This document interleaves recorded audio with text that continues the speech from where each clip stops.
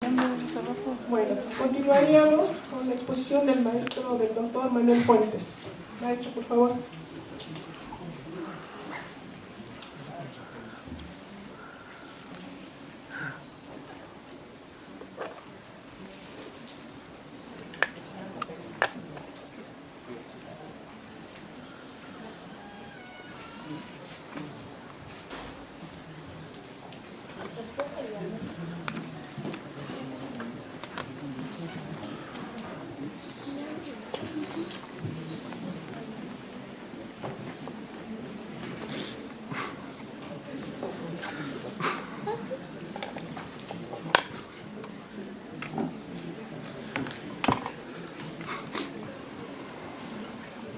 Bueno, primero que nada yo quisiera celebrar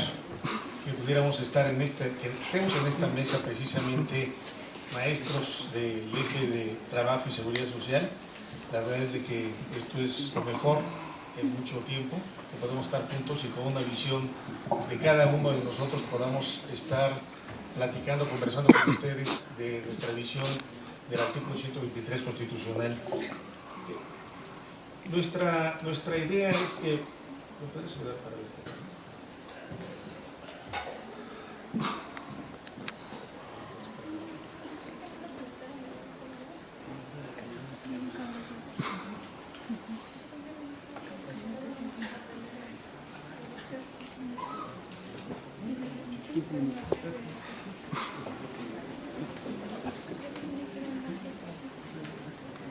Bueno,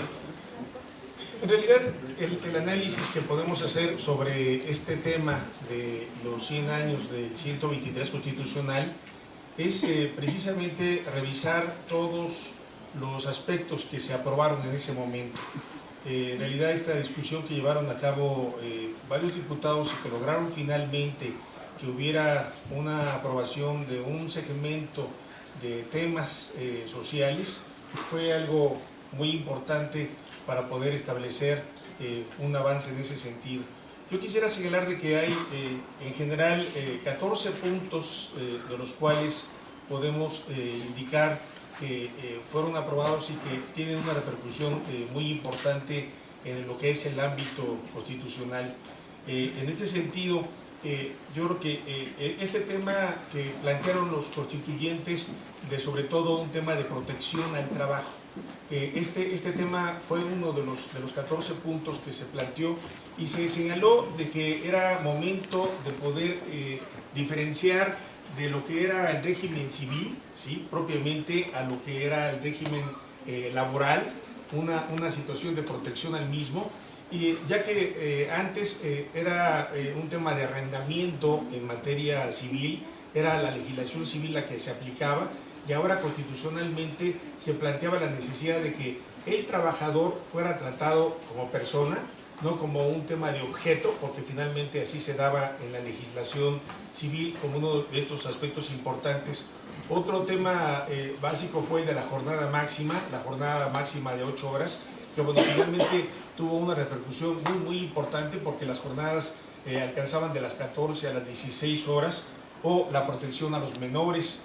Yo quiero decirte que bueno, los menores trabajadores que siempre lo han hecho, incluso en una primera propuesta de los constituyentes se decía que deberían de protegerse a los menores de 14 años.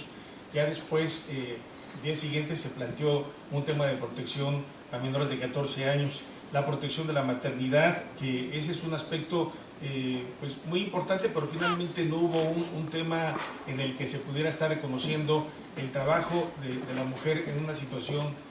realmente especial. En la protección al salario que se dio en varios sentidos, esta definición de lo que es el salario mínimo general, el salario mínimo profesional, esta concepción muy avanzada de considerar al salario como un salario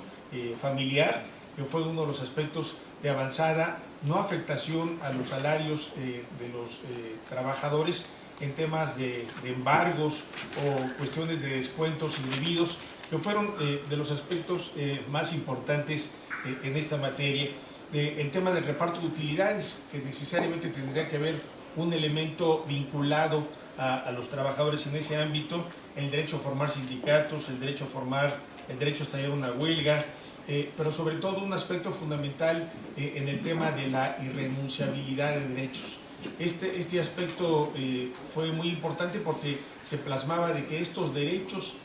no podrían ser forzados a ser renunciados por parte de los trabajadores. La responsabilidad patronal en materia de accidentes, la estabilidad del empleo o pago de indemnización, en donde ya se planteó que el trabajador podía elegir entre la reinstalación o la indemnización, o la creación de las juntas de conciliación y arbitraje para resolver los temas de trabajo, fueron aspectos en ese sentido muy importantes para los trabajadores. Un tema también vinculado a esta cuestión fue la situación vinculada al tema de la preferencia de derechos, de que en caso de haber una circunstancia en donde hubiera reclamaciones de diverso tipo, la preferencia de derechos tendría que ser un tema fundamental, igualmente viviendas cómodas e higiénicas para los trabajadores. Estos puntos centrales que se aprobaron en su momento en el año de 1917 tuvieron una gran repercusión, pero poca efectividad para los trabajadores. Nos encontramos de que para 1917, cuando se aprueba la Constitución, los trabajadores en general, el movimiento obrero mexicano se encontraba desmovilizado. Recientemente, en los meses anteriores a esta discusión, un grupo importante de trabajadores, 86,000 trabajadores, llevaron a cabo la primera huelga general el 1 de julio de 1916. Llevaron una huelga de 50 horas que trajo como consecuencia una represión importante de parte del gobierno, donde los 12 representantes de este movimiento fueron encarcelados, y en el caso de Ernesto Velasco estuvo detenido hasta marzo de 1918, en el que hubo un escenario muy complicado para los trabajadores. Pero esta referencia a 100 años es importante que podamos entender de que la aprobación de la ley reglamentaria, que se dio en muchas dificultades para los trabajadores en el año de 1931, también se dio en una situación muy delicada para los trabajadores. Había mucha represión para ellos, una persecución, una miseria en todo el país, y bueno, se creó esta Ley Federal del Trabajo sin que hubiera una participación de los trabajadores, y ahí precisamente se va dando esta referencia como las leyes reglamentarias van jugando un papel muy importante precisamente en la vigencia de los derechos. Habrá que señalar de que hubo aspectos muy importantes en materia colectiva, en lo que fue el sindicato, el contrato colectivo de trabajo y la huelga, en donde la referencia más importante fue legitimar la intervención del Estado en ese tipo de materias. ¿Y esto qué quiere decir? Finalmente, para que se pudiera crear un sindicato, se configuró lo que se llamó la toma de nota. La toma de nota era la manera en donde el Estado podía intervenir para reconocer o no a los sindicatos. Antes de 1917, los sindicatos se constituían por mera decisión de los trabajadores y no necesitaban de un documento para que pudieran existir. Se configuró lo que se llama la huelga existente o inexistente, y era necesario en este ámbito de que el Estado podía desaparecer, desconocer una huelga, simplemente si a su voluntad, desde su punto de vista, su interpretación, la huelga no cumplía con ciertos requisitos. Y luego en el tema del contrato colectivo de trabajo, esta idea de que solamente podía existir si era reconocido por el Estado. Es importante observar cómo en las subsiguientes reglamentaciones que se fueron dando, ya sea en el ámbito constitucional, en la Ley Federal del Trabajo o en las prácticas legislativas, este artículo 123 fue teniendo una interpretación en donde finalmente se fueron reduciendo los derechos de los trabajadores. Yo les quiero comentar cómo, por ejemplo, en el tema de la huelga había un particular interés del Estado de desconocerla como diera lugar. En 1936, por ejemplo, se creó una figura en una ley secundaria en materia de comunicaciones de la figura de la requisa, en donde se permitía al Estado, en materia de telecomunicaciones, pudiera haber la intervención estatal para sustituir a trabajadores y de esta manera no se pudieran parar labores. Fue en 1960 cuando se crea el apartado B, en donde ya de manera formal a los trabajadores del Estado se les impide llevar a cabo la huelga, bajo una modalidad de una redacción muy tramposa, en donde dice ahora, actualmente, de que para estallar una huelga se requiere una violación general y sistemática de todos y cada uno de los derechos. Esta circunstancia que se plantea después, nos encontramos en el año de 1980 con una serie de elementos muy importantes que habrá que revisar en la historia, es decir, los abogados no solamente tenemos que estar revisando la parte legal, sino la parte histórica. En 1980 empiezan los primeros acuerdos comerciales y hay una presión de empresas extranjeras para que el derecho laboral tenga una distinta aplicación, y es allí cuando se hace una reforma precisamente en la legislación laboral para crear una cosa que se llama contratos de protección. Los contratos de protección trajeron como consecuencia que hubiera un escenario en donde el patrón pudiera firmar con el líder sindical contratos colectivos de trabajo fantasmas para que los trabajadores no pudieran percatarse de su existencia, y bueno, de esa forma se llevaron a cabo temas para impedir el ejercicio del derecho de huelga. Más adelante hubo una serie de escenarios en donde el Estado decidió salirse de la vigilancia de las relaciones laborales, y esto trajo como consecuencia que los patrones pudieran hacer lo que quisieran de la legislación laboral. Y bueno, así nos encontramos que había una legislación laboral de papel, pero que en los centros de trabajo había una legislación distinta. Fue hasta el año de 1912 en donde hay una reforma laboral muy importante que fue impulsada por el gobierno de Felipe Calderón e impulsada también ya por el presidente entrante, que en ese momento era Enrique Peña Nieto, con su equipo, y en donde aprobaron una legislación en donde fundamentalmente se afecta la estabilidad en el empleo. Se crean una serie de contratos temporales y bueno, sobre todo esta legislación laboral es una legislación laboral destinada para los jóvenes, sobre todo para que no tengan una referencia ligada a la seguridad social,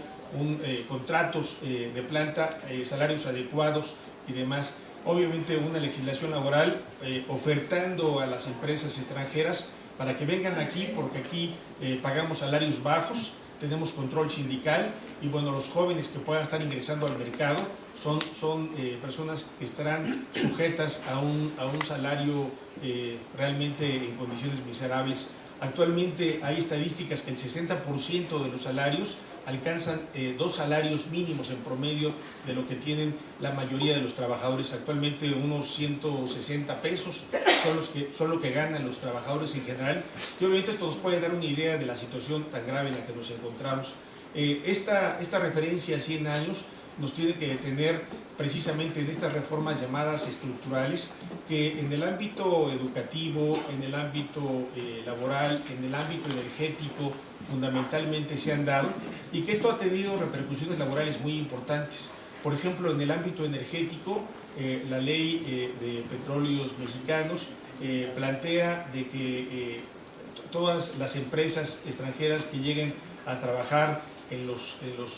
terrenos o temas energéticos no estarán obligadas a pagar reparto de utilidades, por ejemplo. Se legitima con la creación de este tipo de empresas, las empresas outsourcing, que vendrán con sus propios contratos de trabajo, con contratos bajos. En el tema, por ejemplo, de energía eléctrica, se plantea la figura de la requisa, de que para el caso que se llegara a estallar la huelga se permite que se pueda estar implementando la requisa. Hay un órgano de administración en materia eléctrica en donde se establece que todos los trabajadores que laboren en ese sector serán trabajadores de confianza, es decir, trabajadores sin estabilidad en el empleo y demás. Yo lo que quisiera decir para concluir, de que a 100 años de este artículo 123 constitucional, es un artículo que en la práctica no está vigente. Los trabajadores no tienen una jornada máxima de 8 horas. Hay trabajadores que laboran 12, 13 o 14 años sin el pago excedente. Es falso de que haya un salario